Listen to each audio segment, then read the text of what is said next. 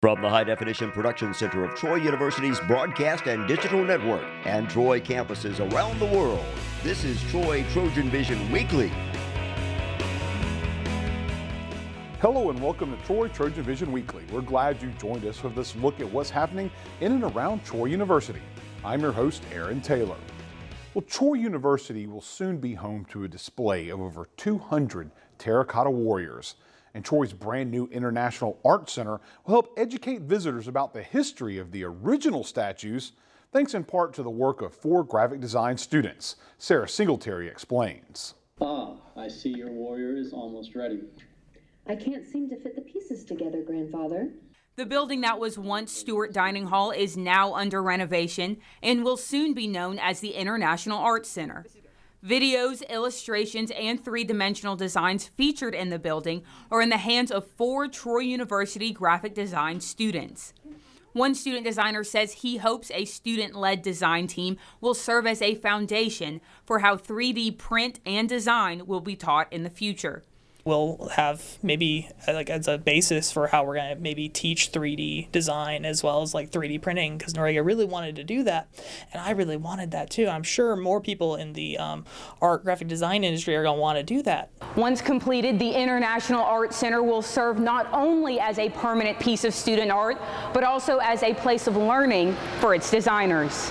Having a new space that's going to be totally for graphic design, this whole creative area, is going to be a lot of fun. And just being able to be on a break, go downstairs and watch my animation in this exhibit, it's going to be so surreal. We'll be sitting in there with people that didn't help, and I feel like they'll be looking at us like, you did this. It'll feel really good. And when asked about the final product, one designer says he is looking forward to working with the entire design team. I think I'm really stoked just to see how we all come together and just the overall product of it. I'm kind of really excited about it. Tuesday morning, Troy University recognized many of its employees for their hard work for the school, including one who received one of the highest honors given to a staff member at Troy. Samantha Charles has the story. Since 1997, Troy University has recognized the work of non-faculty staff members with the Virgil Park's McKenley Award. Recipients of the award are announced quarterly, and on Tuesday morning, the 183rd McKenley Award was presented. It's given to the most outstanding staff member. We have nominations by supervisors who nominate their quality employees, staff employees, and then a committee meets and selects the best, in their minds, the best recipient for the quarter.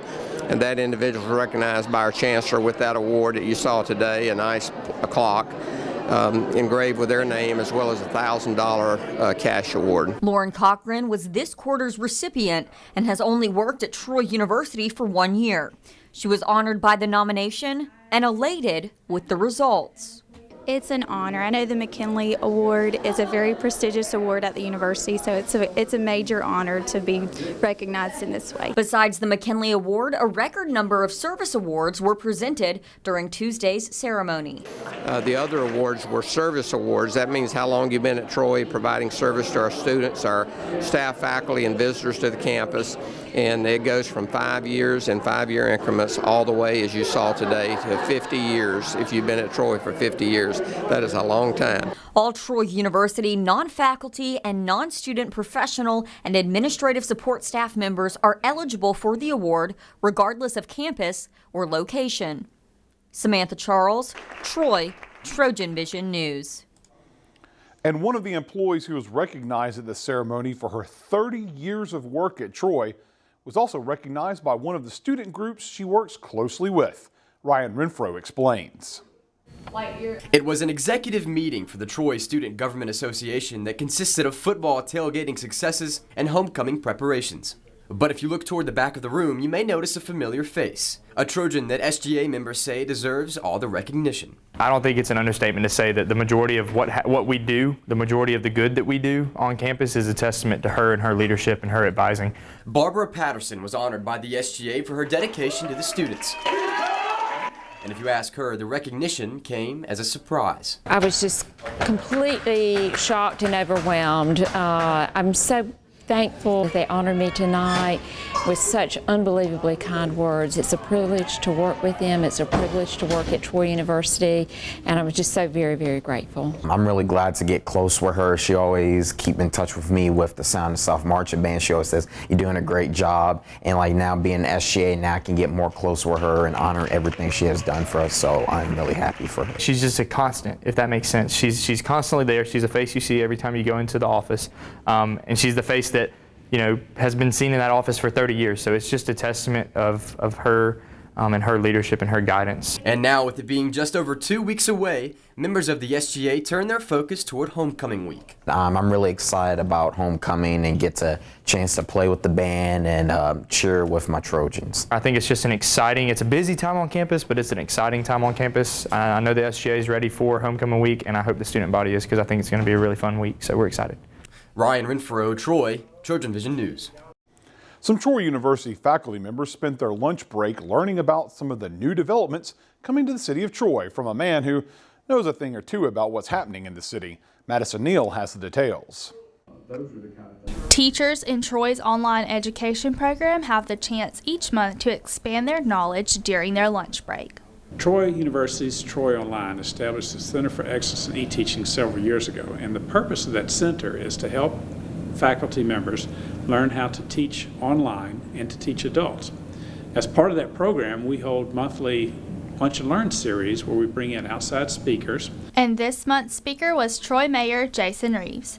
Reeves strayed a little away from educational topics and focused on development in the city. He talked a little bit about Troy University and the relationship between the city and the university, but he also talked about some of the plans for growth and the things that they have coming our way. So it was a very interesting presentation. We were very happy to have him here today. Reeves could tell that the audience was excited to hear about many of the new developments coming to Troy. I know they've been looking forward to Publix opening. Publix will open between January the 11th and January the 28th. So we're excited about that, as well as the roads opening and several other different shops and things of that nature.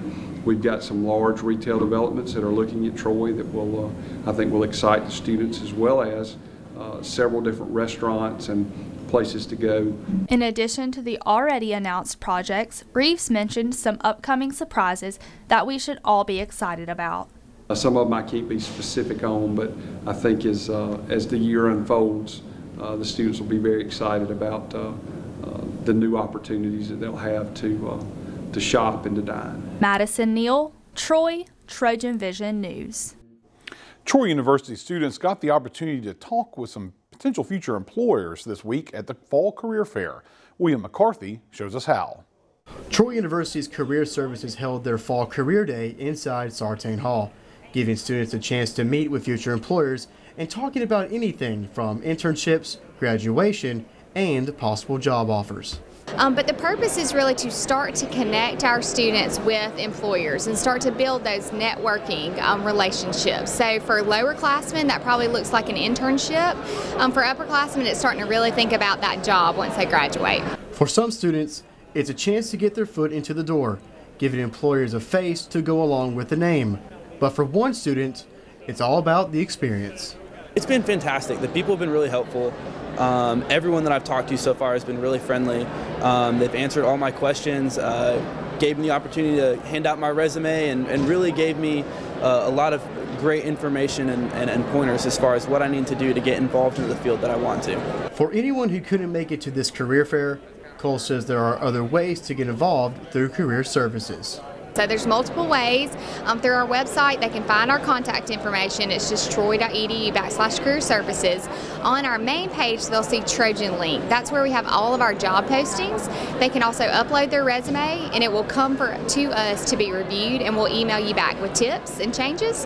But beyond that, they can walk in our office, 104 Eldridge Hall, to have resumes checked, to ask about internships and employers, even to do a mock interview to practice their interview skills.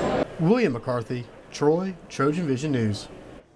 We're going to take a short break, but when we return, we'll get a look at the Troy University Theater and Dance Department's latest production.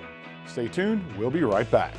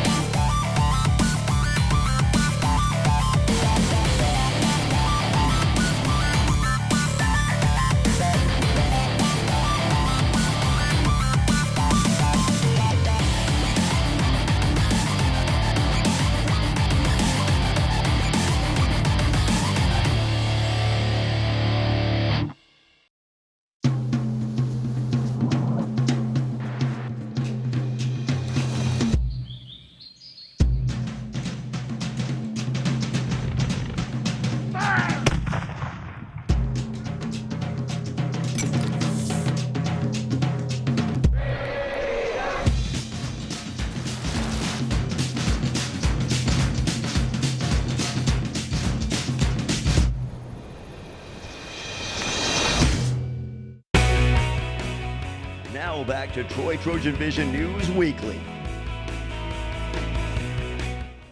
A new theatrical production opened in the Trojan Center Theater this weekend. Joshua Lee gives us a look at Flying West.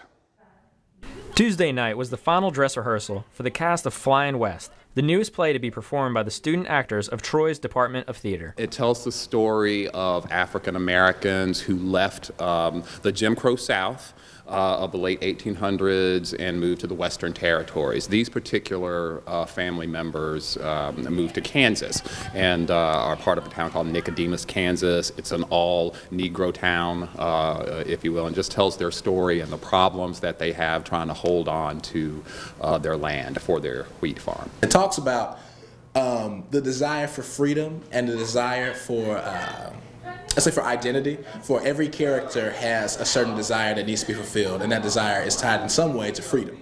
Flying West will premiere in the Trojan Center Theater on Thursday at 7 p.m. And it contains elements of things that are still happening today. Elements like family, love, and race. That it's African American based because, like, you know, with the times we're going through now, it's good to get like culture out there. And I really like how it just talks about struggle and overcoming struggles, you know. And it has a lot of like family and like unity and love, and I just love that. For Troy, Trojan Vision News, I'm Joshua Lee. This past Saturday, the National Alliance on Mental Illness, or NAMI, hosted their second annual 5K walk in Montgomery. Samantha Charles has the details from the walk from our Montgomery News Bureau. Over 100 Alabamians laced up their shoes and took to Blount Cultural Park on Saturday to participate in the National Alliance on Mental Illness, or NAMI's, annual 5K walk. It helps us raise funds to support the programs that we have, and our programs provide education and advocacy for individuals with mental illness and their families so that they can have a better quality of life and better understand their illness. The purpose of the 5K is to support the education, advocacy, and support programs of NAMI Alabama for people living with mental illnesses and their families. Most of the people here have some understanding of mental illness, either through their personal experience or in their family, or they know friends who are dealing with the issues related to mental illness. And so they're here to support the cause of NAMI. I decided to join the walk and break the stigma of mental illness one step at a time. Mental illness is a normal illness, just like any other illness is. It's your brain's part of your body, and we want everybody to recognize that. And we want to applaud everyone that's in recovery and also advocate for more funds to help more people travel along that road to recovery. Free NAMI programs and services are available to provide help and hope to those in need. In Montgomery, Samantha Charles, Troy, Trojan Vision News. You normally wouldn't find banned books in a library, but all this week banned books were the focus of Troy University's library. Here's that story. This week is a celebration of books, banned books to be exact. It's a nationwide event where people in libraries try to just promote the freedom to read. Different people across the country might try to ban a book based on content, or they might not agree with something, but this is where libraries just come out and say, we believe in the freedom to read. You can choose what you want to read. Faculty, staff, and students gathered at the Troy University Library for Tuesday's event, a banned book photo booth. The process for using the photo booth is easy. You grab your favorite gear, enter the photo booth, turn, and say cheese. Cheese. Some students shared why they chose to attend the banned book photo booth. Since this is my last year here as a senior, I figured it would be a good time to make lasting memories. And hearing about the photo booth today was a perfect time to do that. I came to the photo booth because I thought it'd be fun. I really like photo booths, and I like to be involved on campus. I'm interested in the banned book thing. I'm not very knowledgeable about it, but I'd say my favorite banned book would be the Bible. I thought it would be pretty cool. I always like photo booths, and then I came up to it and it looked pretty funny, so I decided to do it. If you missed the photo booth but still want to get involved with Banned Book Week, there are more activities to come. Tomorrow we have a matching game. It's similar to the one we have over to the corner now. And then on Thursday's our big event. It's called the Read Out event, where faculty and staff will come in and they'll talk about their favorite banned books, why they're important, and why they chose those specific books. And then we'll give away the grand prizes that day. It's no secret that Troy is known as Alabama's international university, but students were able to really experience that international culture as Troy University Saudi students brought their country's biggest celebration to campus. Kyle Shook has the story. Saudi Arabia is celebrating its 86th national holiday, and Troy University is getting in on the festivities. We celebrated here at Troy University because we have between 70 and 80 Saudi students on campus, and each country is very proud of their origins and their history, and so the Saudis always celebrated here on the quad, and we would encourage people to come because one of the things they do so well is prepare food. In addition to free food, students can enjoy coffee and tea, pictures, and even have their name written in Arabic. We celebrated the Saudi National Day 86 here in Troy University today. We have different sections this year. Usually we celebrate on 23rd of September. For many, Saudi Day presents an opportunity for Trojans to come together and unify as one, sharing cultures and experiences.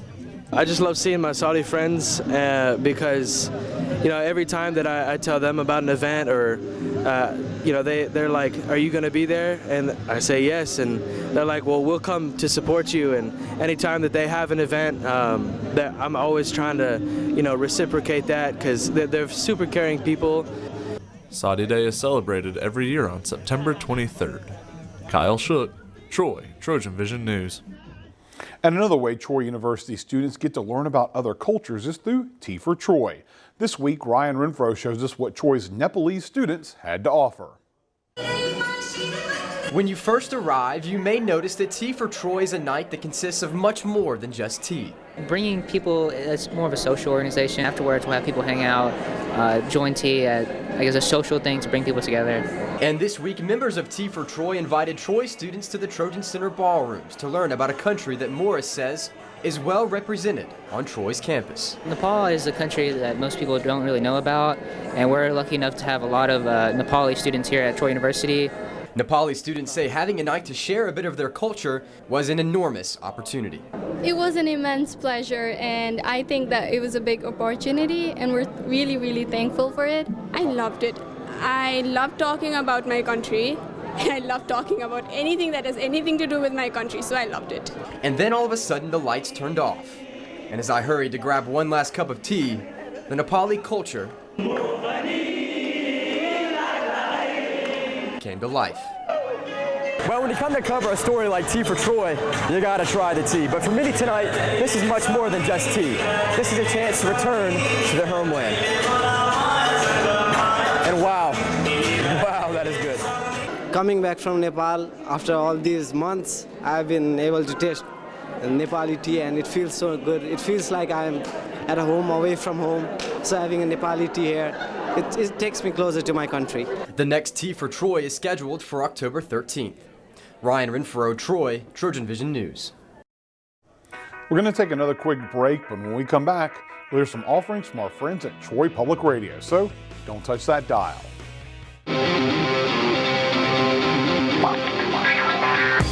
If you're a true Troy Trojans fan, you'll refuse to miss Trojan Sports Now. Join Ryan Renfro and Jamal Kennedy in the Troy Trojan Vision Sports Grill. Game reviews, previews, and exclusive interviews with the coaches, players, and playmakers of all Troy University's athletic teams. Thursdays and Fridays at 7 and 11. Or stream it online via our YouTube page. Don't miss Trojan Sports. When I was in foster care, I never knew when I would have to move. So I always had my suitcase ready to go. Then one day I was adopted. My new parents opened their hearts and home to me. My parents cook my favorite breakfast for me every morning. My parents take me on trips I never thought I would go on. They gave me a home and an even better reason to use that suitcase. My parents aren't perfect, but they're perfect for me. Now back to Troy Trojan Vision News Weekly. Each week we take some time to hear some of the work done by our broadcast partners at Troy Public Radio. As we do each week, we'll get another sample of Talk of Troy, the student-produced newscast of Troy Public Radio. Now let's take a listen. It's the Talk of Troy. voices and sounds from the campuses of Troy University. I'm Joshua Bird. Band Day is a yearly event that brings middle and high school bands together to perform with the sound of the South. And producer Nashay D. Ramus has the story. Mark Walker has been the director of bands for 5 years, and this year the bands will perform Elle King's X's and O's in My Homes in Alabama this Saturday. They come to Troy University and they rehearse with the Sound of the South, and then we perform together in a halftime show at the ball game on Saturday night. Walker says the biggest change in Band Day is the number of bands that now participate. This year we're going to have 25 bands and of all different sizes from Alabama and Georgia and Florida. For more information about Band Day, visit soundofthesouth.org. For the Talk of Troy, I'm Nashay D. Ramus. On October 4th, the Rosa Parks Museum will begin a series of open forum events on the Troy Montgomery campus, which will allow the community to interact with the Montgomery Police Chief and the Head of Public Safety. Madeline Burkhart coordinates adult education events at the museum. She is excited about the dialogue that could happen at the forum. We are trying to bring the community together in a form of a safe space where they can feel safe to talk about any kind of current issues that are going on. The forum series is free and will be held at the museum, and if attendance is large enough, it will move to the Davis Theater. We really want to continue Mrs. Park's legacy out in the community and try to pick some events that we think she herself would be involved in today. For more information on the Community Forum series, visit facebook.com/Troy University Rosa Parks Museum. I'm Joshua Bird, and you've been listening to The Talk of Troy, a production of Troy Public Radio. Throughout the week, Troy Public Radio can be heard on 89.9 in Troy and Montgomery, 88.7 in Dothan, and 91.7 in Phoenix City.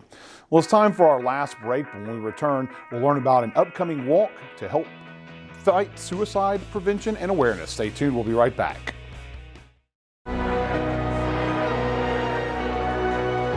This is Dr. Daniel Smith. He's an expert in domestic and international economics. But his proudest achievement is connecting with his students and helping them accomplish more than they ever thought possible. That's the warrior spirit, and it's alive and well at Troy University. Feel it at troy.edu/spirit.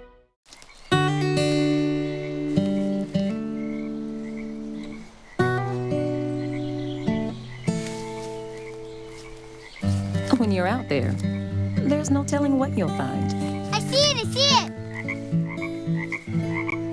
Oh, look at you.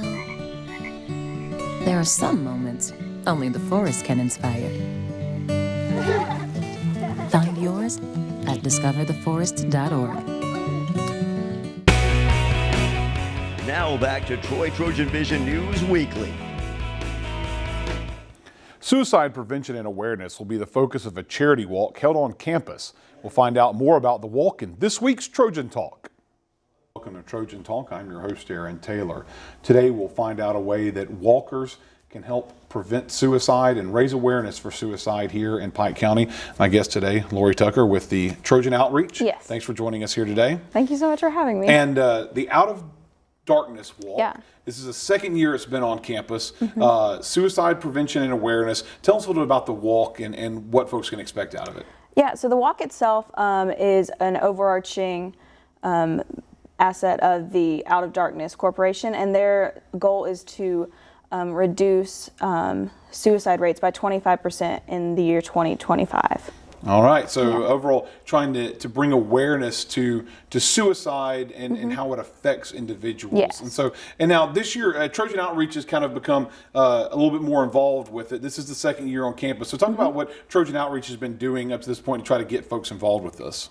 Yes, so the people that host the Out of Darkness Walk in Troy noticed that even though it's on campus, people haven't been, the students were not made as aware about it. So as students of Troy University, as representatives, they've asked us if we could go out and advertise more heavily, get more sponsors, and people to actually walk on actual campus. And of course, Trojan Outreach, for those that are unfamiliar with what your goal is, you're trying to overall kind of bringing awareness to issues to students on campus. And this is one of those issues. You've actually had some activities so far this semester about suicide prevention and awareness. And in doing that activity and talked about the walk, how have you learned, what have you learned from students about their knowledge of suicide and suicide awareness? I think the biggest takeaway is just how many lives suicide has impacted, whether students coming up, having a friend, or just someone they've known that their lives have been affected.